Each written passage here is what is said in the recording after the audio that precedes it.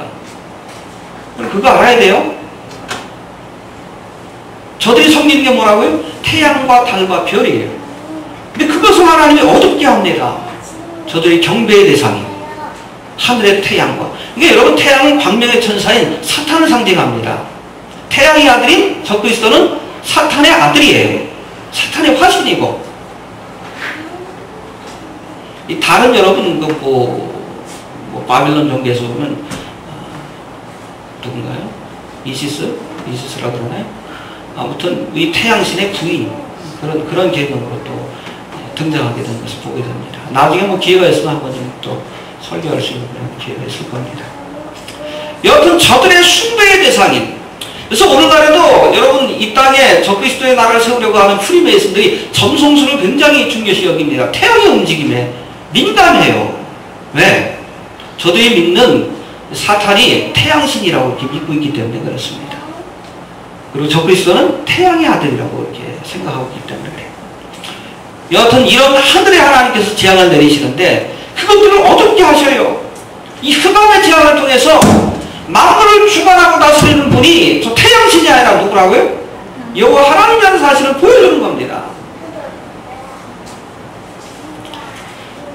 이처럼 흑암의 재앙으로 해가 기운을 잃게 되면 여러분 이 땅에 사는 사람들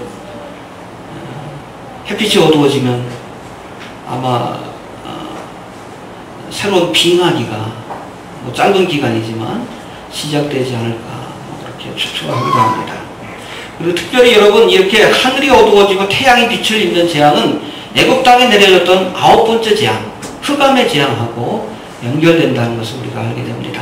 애굽의 재앙이 몇 가지가 내려졌죠? 10가지가 내려졌는데 마지막 재앙이 뭐예요? 장자의 재앙, 죽음의 재앙입니다. 본격적으로 애굽 사람들을 죽이시기 전에 마지막으로 흑암의 재앙이 있었던 것을 우리가 알게 됩니다. 마찬가지예요. 우리 일곱 나팔의 재앙도 네 번째 흑암의 재앙까지가 여러분 자연의 세계에 내려지는 재앙이고 그 다음부터는 직접적으로 하나님을 대적하고 짐승의 표를 받고 하나님이 아니라 그리스도를 경배하고 숭배하는 자들을 직접적으로 죽이십니다.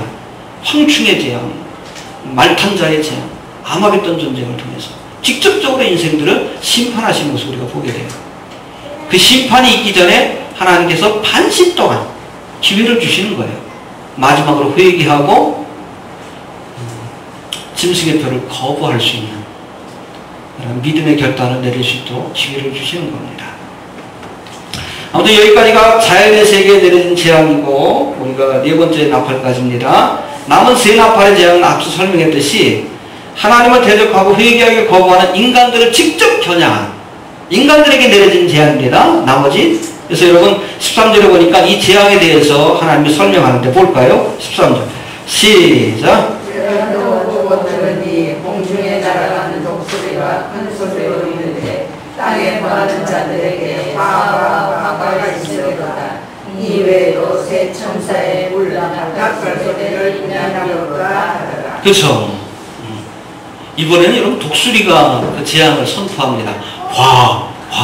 화로다. 세 나팔의 재앙. 이전까지의 재앙도 엄청난 재앙이었지만 앞으로 있을 세 가지 재앙. 그렇죠? 5번째, 6번째, 7번째 나팔의 재앙. 화로다.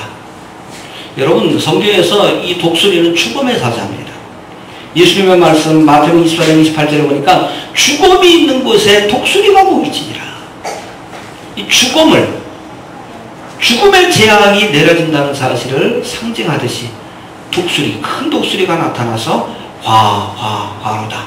이 재앙을 선포하는 모습을 우리가 보게 됩니다. 결국 이 죽음의 재앙으로 하나님을 대적하고 적그리스도를 숭배하는 세상 사람들이 결국 멸망의 길을 가게 될 것이다. 예수님의 재림 직전까지 다 멸망의 길을 가게 될 것이다 라고 성경은 우리에게 말씀하고 있습니다. 결론적으로 말씀드립니다.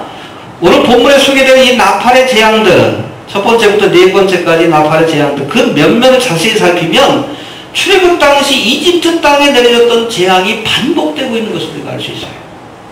첫 번째 나팔의 재앙인 우박의 재앙, 이집트에 내렸던 우박의 재앙하고 같습니다. 두 번째 나팔의 재앙인 피의 재앙, 그렇죠? 이집트에 내려졌던 재앙 가운데 첫 번째가 피해 재앙이에요. 또 세 번째는 물샘과 근원, 이게 물을 마시지 못하게 하는 재앙. 이것도 뭐 애굽에 내렸던 재앙 가운데 하나입니다. 또 네 번째 나팔의 재앙인 어둠의 재앙. 그렇죠? 죽음의 재앙 바로 직전에 있었던 이 어둠의 재앙. 이 모든 재앙이 바로 애굽 땅, 출애굽 당시 내렸던 10가지 재앙에 포함되어 있는 재앙이라는 사실을 우리가 기억해야 합니다. 여러분, 우리가 출애굽기로 다시 한번 돌아가서 하나님께서 모세를 통해 애굽 땅에 10가지 재앙을 내리시고 이스라엘 백성을 구원하셨는데, 이 10가지 재앙을 내리신 그 목적과 이유에 대해서 성경은 우리에게 말씀합니다. 한 4가지를 우리에게 설명해 주고 있어요. 첫 번째, 이 10가지 재앙은 하나님을 대적하고 하나님을 핍박하던 바로왕과 애굽을 심판하시는 재앙이에요. 세상 나라가 심판받기로 작정되어 있습니다. 예, 적그리스도와 그를 추종하는 세력들, 특별히 하나님의 백성들을 핍박하고 죽이는 이 세력들, 이 어둠의 세력들을 주님께서 심판하기 위해 재앙을 내리십니다. 또 두 번째, 이 재앙을 통해서 하나님은 하나님의 백성들을 결국 바로의 학전에서 구원하셨습니다. 할렐루야. 이 재앙을 통해서 이스라엘 백성을 구원하고 환난 성도들을 주님께서 구원하실 겁니다.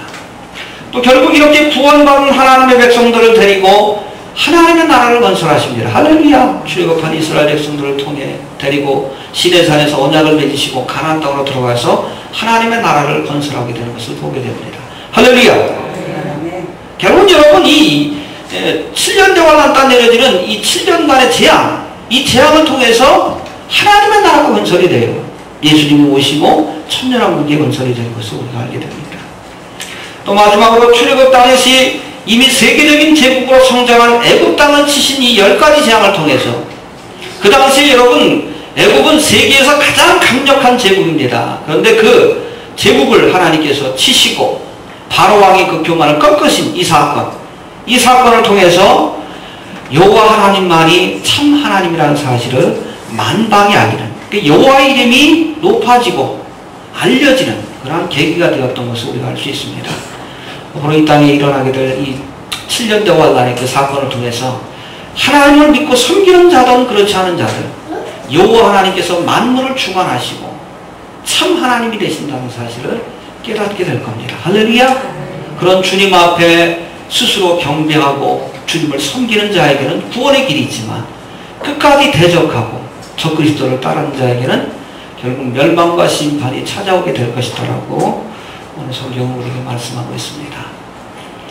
아무튼 오늘 본문 1절의 말씀처럼 7인의 재앙에서 7 나팔의 재앙이 시작되기 전에 주님께서는 반시 동안에 죄인들이 회개할 수 있는, 너희가 증거를 보지 않았느냐, 7인의 재앙을 통해서.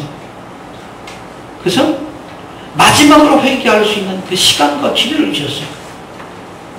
어찌 보면 우리에게도 이제 7년 대환란이 시작이 되고 휴거의 사건이 얼마 남지 않았다라고 여겨지는데, 주님 앞에 이 재앙을 우리가 만나기 전에 마지막으로 회개하고 구원을 이룰 수 있는 그러한 기회를 주고 계시다라고 여러분께 생각할 수 있게 되기를 바랍니다.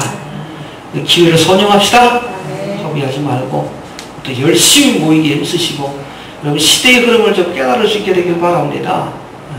지금 뭐 주가가 우리나라도 계속 뭐 미국의 금융위기 뭐 이번 사태 있고 나서부터 오르락내리락 하는데, 보십시오. 나빠지는 쪽으로 갈 겁니다. 그래서 여러분, 프리메이슨을 연구하는 또 미국 사회, 뭐 세계 정부를 연구하는 뭐 기독교인이 아니에요. 많은 사람들이 결국은 이번 사태로 미국이 내란으로 빠지게 될 것이다라고 얘기를 합니다. 지금 여러분, 부시 때부터 미국에는 600개의 페마라고 해서 포로 수용소 같은 수용소를 600개를 만들어 놨어요. 인터넷 들어가면 다 나옵니다. 그 왜 만들어 놓은 겁니까? 이번 사태를, 이런 사태가 있을 것을 미리 예측하고 준비해 놓은 거예요. 내란에 빠지게 될 겁니다. 이제 달러의 가격이 뚝 떨어지고 실업률이 높아지고 결국에는 여러 가지 어려움들을 겪게 되면 결국에는 주정부와 연방정부 아니면 개인과 연방정부 간에 전쟁이 벌어지게 될 거예요. 밀란이 일어나게 될 겁니다. 그걸로 인해서 여러분 9세대의 질서, 달러는 붕괴기로 가게 될 것이고 세계는 새로운 화폐, 세계화폐를 도입하게 될 것이고 새로운 경제 질서가 생겨나게 될 것이고, 이 새로운 경제 질서를 바탕으로 새로운 세계의 정치 질서, 지금은 유엔 사무총장이 상징적인 존재지만 실권을 가진 유엔 사무총장, 세계 대통령이 등장하게 될 것인데, 그가 바로 적그리스도가 될 것이다 라고 많은 사람들이 예측하고 있습니다. 그 시나리오대로 가는지 한번 봅시다. 제가 작년 연말에 8월 달에 미국 경기가, 미국 경제 위기가 올 것이다 라는 말씀을 제가 드렸던 기억이 나는데, 그대로 됐잖아요. 그렇게 얘기할 수 있는 것은 쟤네들이 어떤 뭐 시나리오를 짜놓고선 지금 이런 일들을 벌이고 있기 때문에 그렇습니다. 세계 경제를 무너뜨리려고 작정을 하고 있기 때문에 그래요.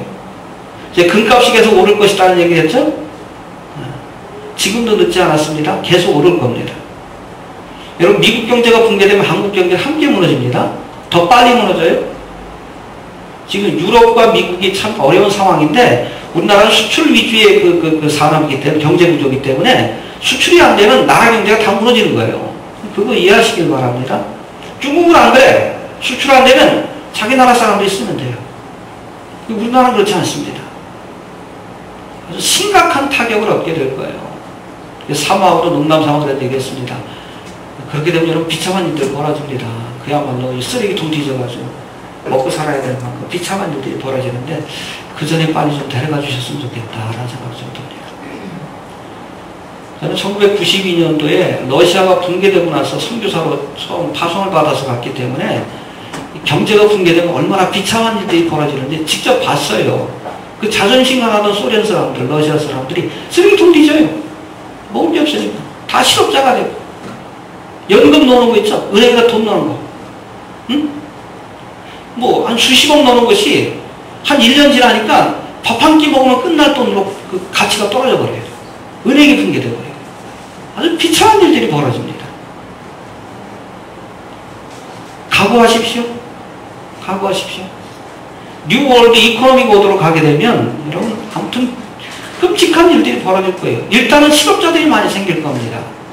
그래서 여러분 자동차 수출 못하고 컴퓨터 수출 못하면 거기서 일하는 사람 다 실업자 되는 거지. 건축 경기도 멈추는 거예요. 누가 뭐 집을 짓습니까? 다 실업자 되는 거예요. 아주 끔찍한 일들이 벌어집니다.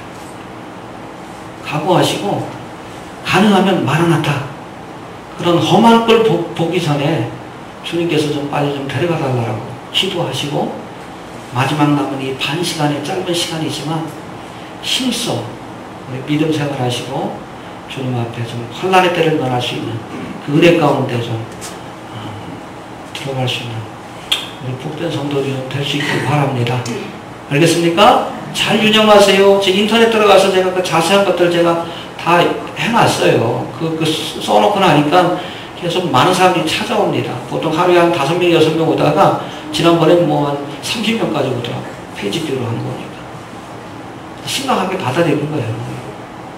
한번 보시길 바랍니다. 어떻게 되는지. 제가 한 얘기가 아니에요. 미래를 연구하는, 성경을 연구하는, 심지어 뭐 교회 밖에 있는 사람들까지도 뭐 거기에 대해서 관심을 갖고 연구하는 사람들이 얘기했던 것들을 제가 소개하는 겁니다. 정말 그렇게 되는지 한번 살펴보시고, 그만큼 주님 오실 날이 가까워. 그래서 태양의 아들인 보루스, 적그리스도. 그래서 2012년을 D-Day로 잡고 있습니다. 얘네들이 하나님이 개입하지 않으면, 어떤 목사님 그렇게 얘기를 해요. 하나님이 개입하지 않으면 그대로 될 것이다. 그 중간에 저들의 계획대로 이 땅에 세계정부를 세우려고 하는 엘리트들, 유태자본과 프리메이슨들, 일루미나티들의 계획대로 되어질 겁니다. 이제 똑바로 차리고 우리가 적에 대해서 알고 나의 믿음을 살피고 정말 주님 앞에 기도하기는 이 환난의 때를 면할 수 있는 축복을 허락해달라고 믿음 안에 끼어있는 성도가 좀 될 수 있기를 바랍니다.